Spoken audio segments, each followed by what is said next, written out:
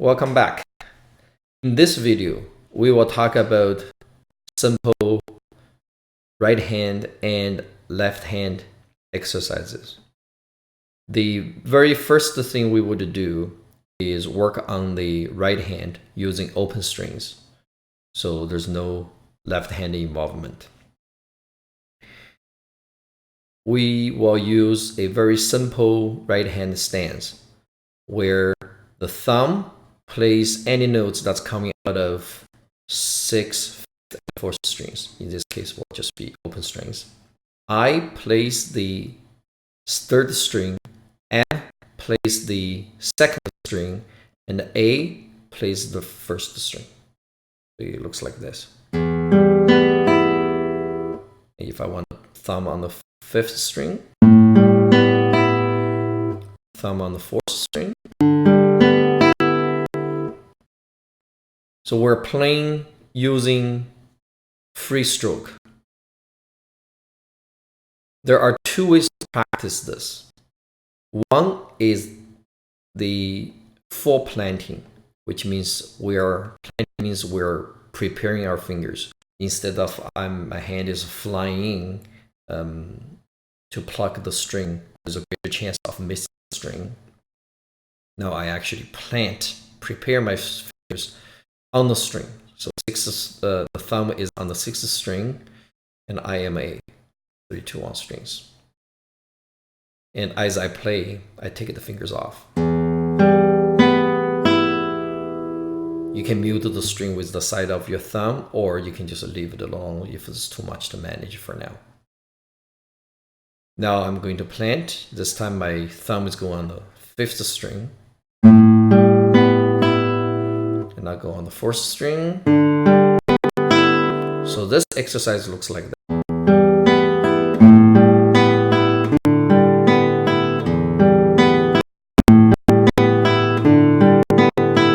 Of course, when you start, you can do a lot slower. Just make sure you get all the right movement going on instead of hanging the string or things like that.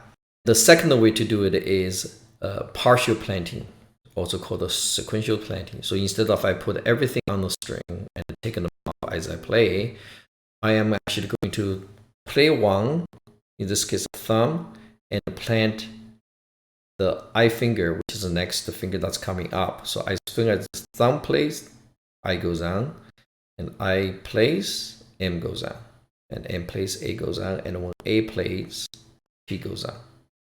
Goes on the string. Right? So this is how it goes.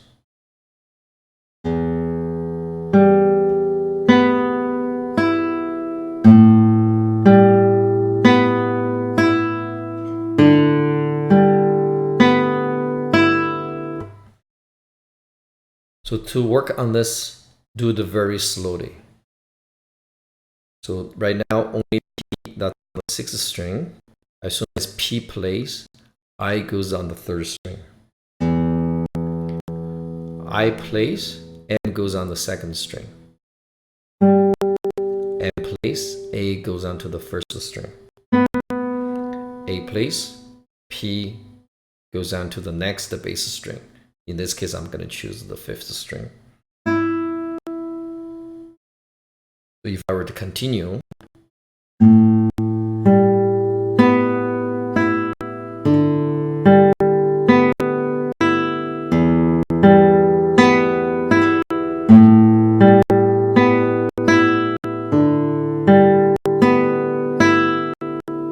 that's sequential planting. So do these movements very, very slowly, get it right, and the speed will come.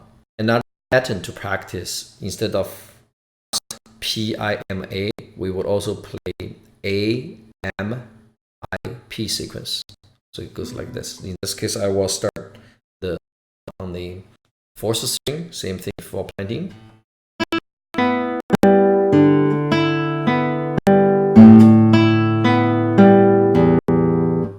A lot of people only practice one way; they get very good at it.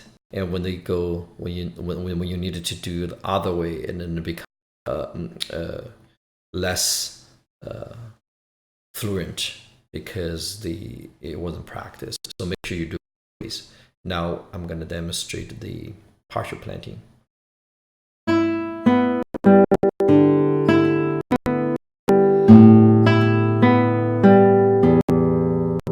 Here's a very popular pattern that is called PIMIAIMI. Let's use partial planting for this one.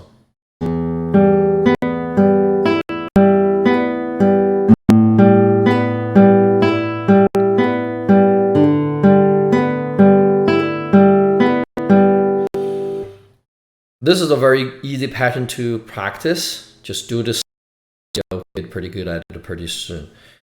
But the problem with this pattern is you notice that we're doing PIMIAIMI. The A finger, which is a weak finger, is not getting a lot of practice at all. So when you design your exercise or you choose your exercise, make sure that you gotta work on what you need to work on. In this case, I really needed to work on the A finger because we play a lot of melody on this weak finger. So what you can do is reverse this pattern a little bit. Instead of PIMIAIMI, you do PMAIAMA. So all of a sudden, the A finger is getting a lot of exercise. It goes like this.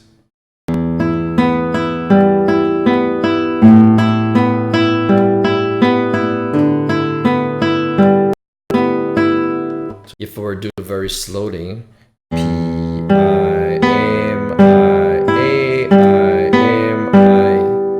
now I'm going to go PAMAIAMA. So work on this slowly. And at any given time, if you feel your hand is sore or if it even hurts, then you need to stop and relax. You don't have to shake your hand. You just drop your hand down and let the blood flow down. And then it'll be a good way to take a break. Or go for a walk, have your coffee, tea, or drink, whatever you do. If you really have to, you can also wash your hands with warm water. So this is for the right hand. For left hand, let's talk about a few things first.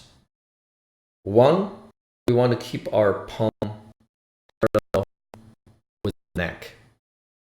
If we don't, say if I play, you can see I cannot really stretch very far my fourth finger. If I keep my palm parallel with the neck, right? If I do it this way, and if you put a straight edge down there, you'll see that this is a big angle between the neck and the palm. If I have the palm parallel to the neck, I can stretch a lot further. And also, if I play guitar this way, the elbow is up and that adds a lot of tension. Whereas if I have palm parallel with the neck, the elbows drop down, it's nice and natural. There are times we do have to play chords this way, so make sure that you always come back when you can to this natural stage where the left elbow is somewhat close to your body. When you press the strings, you want to keep this nice curvature so that when you press down, you try to get the vertical so that the strings on the bottom is not going to be interfered by your fingers. So to maintain this curvature, it's important not to stick your thumb all the way up because then I'm going to suffer with my curvature here. Right? You see how the fingers, especially the baby finger, is it's extended a bit. So we keep our thumb somewhere in the middle of the neck. You can move up and down if you needed to. You can also use your elbow to help to go from the bass strings to the treble strings. So experiment on that. Sometimes people prefer one way or another, and some people prefer the combination of both movements. Another thing to pay attention to is where do you put your finger on the string. If you put your finger right on top of the fret, right? In this case, I'm gonna try to put my third finger on top, press down the string on top of the third fret of the sixth string. You'll hear the sound is pretty muffled. But if I press this finger down closer to the second fret, you get this buzz. So you want to just go behind, right behind the fret that you wanted to press down to. And that'll be a very solid tone. In terms of pressure, a lot of people press the strings way too hard. So one way you can try to get used to gauge how much pressure you put on the finger is touch the string. Again, in this case, 3rd fret with the 3rd finger on the 6th string. We're just gonna touch the string. We're not pressing it down yet. With your the thumb, you can hear the sound is muffled. And now I'm going to increase the pressure a little bit. As I play, keep on increasing the pressure very gently until you hear this buzz. That means I'm getting close to the fret. So all you have to do now is go a little bit further to get rid of the buzz. So this is how much pressure you need to press down the string. If you use more energy than that, then you'll be wasting your energy and you could injure your finger, and obviously you wouldn't be able to go very fast later on if you use that much force. So try to keep the light finger. So the very simple exercise we're going to do is 1 finger per fret. So 4 frets, 4 fingers. 1, 2, 3, 4. 1, 2, 3, 4. 1, 2, 3, 4. 1, 2, 3, 4. 1, 2, 3, 4. 1, 2, 3, 4. Of course, you can go back as well. Just make it a loop. You can go 1, 2, 3, 4 all the way down and all the way up. You notice that on my right hand, I use the same basic stance to play the strings, where thumb played all the bass strings and then I am each played 1 treble string. This will give you a very good start on your right hand and left hand. Thank you for watching. See you next time.